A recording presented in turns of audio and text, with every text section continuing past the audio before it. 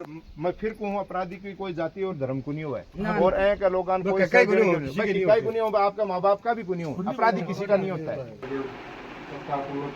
तरीके से पिटाई कर कर हत्या कर दी गई है, उस मामले को लेकर क्या कहना आपका?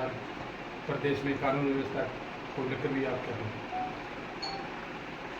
बड़े ही दुख के साथ कहना पड़ रहा है कि ये बड़ी दुखद घटना है।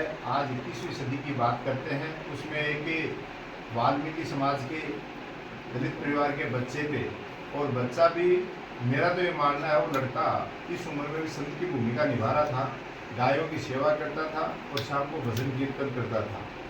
ऐसे गांव के युवा प्रतिभावान बच्चे के साथ जो शराब माफियाओं ने, दबंगों ने जो बर्बरतापूर्वक जो हरकत की, निर्ममता से पिटाई की, बांध की पिटाई की, और उसके बाद जब उसकी दाह संस्कार की बात आई तो जो आज मुझे उसकी माताजी भाइयों ने बताया कि पुलिस प्रशासन ने तो यहाँ तक कह दिया था कि इसके एक भी चोट नहीं है, आप तुरंत प्रभाव से इसका दाह संस्कार करिए, ये अपने आप इसकी डेथ हुई है, कोई चोट नहीं है। लेकिन जब वो वीडियो वायरल हुआ जिसमें किस तरीके से, मैं तो कहता हूँ कि पशु को भी इस निर्ममता से आज के दौर में कोई पीड़ता नहीं है। मैं सीधा कहना चाहता हूँ, आरोप मेरा सीधा है कि जो ये लोग कहते थे अच्छे दिन लाएंगे, और जो राजस्थान में पर्चीवादी सरकार बनी है और अपने आप को डबल इंजन की सरकार बता रहे थे, इनकी सरकार के बनने के बाद किसी की भी सरकार बनो वो 100 दिन का रोड मैप लेके चलती है। 100 दिन में इन लोगों ने केवल और केवल इस बात में घूम रहे हैं कि पता नहीं हमें दोबारा मौका मिले या नहीं मिले। अभी हमारे प्रदेश अध्यक्ष श्री गोविंद जी डोटासरा जी ने भी कहा था कि मुख्यमंत्री जी तो रात में भी हेलीकॉप्टर का वार की बैठा रहे कि कद उड़ान सार्वजनिक भी व्यवस्था, कानून व्यवस्था चौपट होगी, बिजली के लिए हाहाकार मच रहा है, पानी के लिए जनता त्रस्त है। छोटे छोटे गांव ढाणियों पे जाके देखोगे तो आज मटके फूट रहे हैं, महिलाएं परेशान है, रास्ते जाम कर रहे हैं, लेकिन ये पूरी तरह से फेल हो चुके हैं, कहीं कोई व्यवस्था नहीं कर पा रहे। अब बात आती है कानून व्यवस्था की। आज केवल ये चीजें तो एक वीडियो के माध्यम से जारी होने के बाद और प्रशासन थोड़ा अलर्ट हुआ, अलर्ट भी अपनी नाकामी छुपाने के लिए, और इन्होंने अपराधियों में भी देखो इन्होंने विभाजन कर रखा है। जो वास्तव में दबंग है उनके घर जाके अभी तक इन्होंने कोई कार्रवाई नहीं की। उनमें भी जो कमजोर हैं उनके घर जाके, और उनके घर से वो अवैध थे उनको तोड़ने का काम करके और ये झूठी वाहवाही लूटने का काम कर रहे हैं। ये नहीं देख रहे कि जिस तरीके से एक दोषी की माँ चीख के पुकार रही है कि मेरा बेटा दोषी है तो उसको आप फांसी पे चढ़ा दो, उसको मार दो, लेकिन वो अपने बच्चों के साथ रेवड़ चढ़ा के अपना पेट पाल रही है।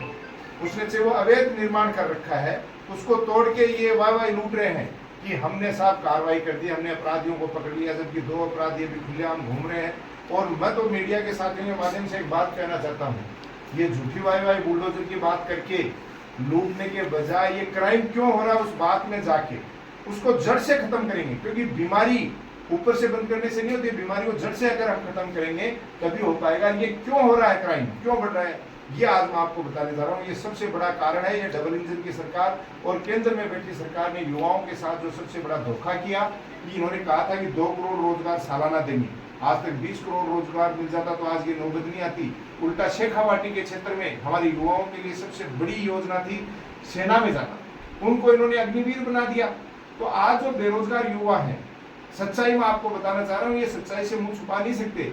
अब बेरोजगार युवा क्या करे, तो इन्होंने 2-2, 5-5, 10-10 लड़कों ने मिलके शराब के ठेके ले लिए, शराब के ठेके लेके प्रशासन से मिली भगत करके दुकान एक ली, फीस एक की देते हैं और 10-10 रुपए गोडाउन चला रहे हैं। और उन गोडाउनों पे ज्यादा बिक्री लाने के लिए आज जिस तरीके से रामनेश्वर के साथ उन्होंने प्रेशर किया कि आप हमारे ठेके से शराब खरीदिए, ये केवल प्रेशर है।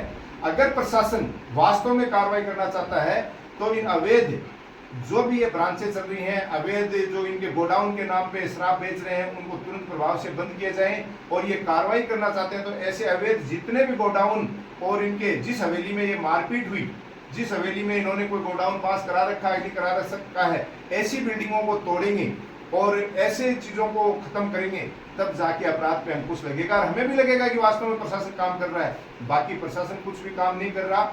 आज मैं जाके आया हूँ बलौदा गांव में, भारतीय जनता पार्टी का एक भी कार्यकर्ता या एक भी नेता वहां पे पहुंचा नहीं है, उस पीड़ित परिवार की कोई मदद नहीं की है। और साथ ही मैं उन मेरे गो भक्तों से भी हाथ जोड़ के आपके माध्यम से निवेदन कर रहा हूं कि जो बच्चा दिन रात गायों की सेवा कर रहा था, उसके साथ इतनी विभत्स घटना घट के उसको इस तरीके से मारा गया है। अगर कहीं आप में गौ सेवा करने वालों के प्रति दिल में अगर जज्बा है तो मैं सभी गो भक्तों से भी निवेदन करना चाहता हूं कि उस पीड़ित परिवार के पास जाएं, उससे मिलें, उसको ढांढस बधाएं और उसका आर्थिक, सामाजिक, मानसिक मनोबल बढ़ाएं। और जो दबंग अभी भी उस परिवार को डराने धमकाने का काम कर रहे हैं, उसके साथ जाके खड़े हों कि आपको डरने की आवश्यकता नहीं है। हम सभी लोग एक 36 कौम की बिरादरी में, समाज में, सभ्य समाज में रहने वाले लोग हैं, आपके साथ खड़े हैं और आगे भी खड़े रहेंगे।